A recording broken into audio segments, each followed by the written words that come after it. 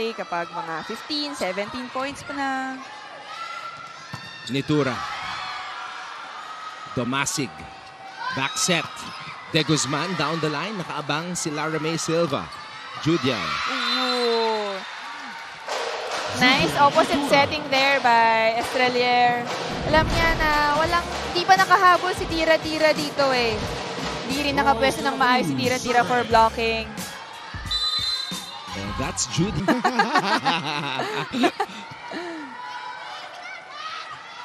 Oh. Laika pushing the ball to the Letran side. Here's Gia again. This time, Gia trying to go for a check.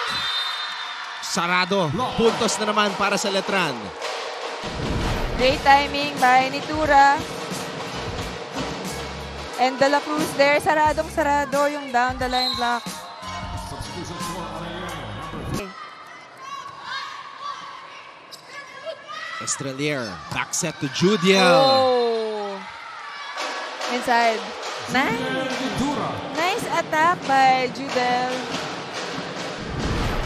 Let's see this replay. Her sister, Shaina, is set to take off with the national team, but Judiel, the opposite hitter.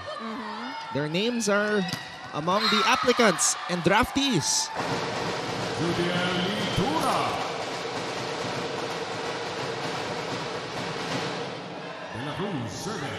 Si Judiel, steady lang, no? Yeah. Kalmado lang. She's just very chill. Taas mo yung bola, ako bahala dito. Kita mo sa face niya eh. Hindi nga ito yung parang usual niya na galawan. Feeling ko sobrang excited nga. Yun yung sabi ni Coach Oliver. Excited. Meanwhile, si Judiel naman, excited rin naman siya, pero nakikita mo na, composed.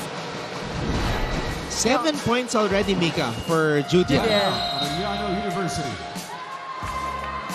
Yung bola, napaka-simple. Bakit hindi natin na... Saris in front again. Oh, that was so close. Eto na, watch out for Sari. No! Judiel! Oh! Judiel Nitura. Everybody was expecting Vanessa Sari dahil umatras na si Vanessa para makabuelo, but the only person on the floor who knows where the ball is gonna go is the setter. Not Estrelier, giving it to Judiel Nitura. May kontrapelo eh. Yes. They split the elimination round. Arellano ang una nakatalo sa Letran. They almost beat Letran in the second round. And Judiel Nitura continues to cook. Favorite talaga ni Judiel yung angle na yon, no? Kanina pa rin ako naghahanap ng adjustment from the lady. 10-point lead for Letran.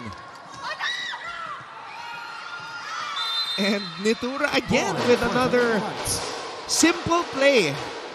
Actually, sayang yung nakuha ni Tira-Tira na dalawang blockers dito sa harap. Kitang-kita natin, walang sumabay na... Kumbaga, isa lang yung sumabay sa outside spiker. Si Nitura lang, pero kumbaga napayungan niya eh.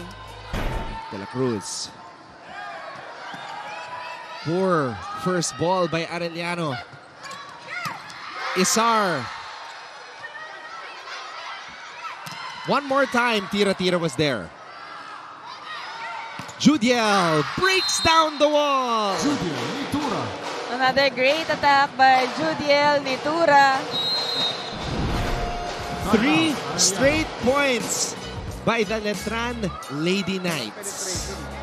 May block, oo, pero walang penetration. Nitura over the blockers. Nakita mo, Anton, yung elevation niya doon? Oh, wow. Let's see it again.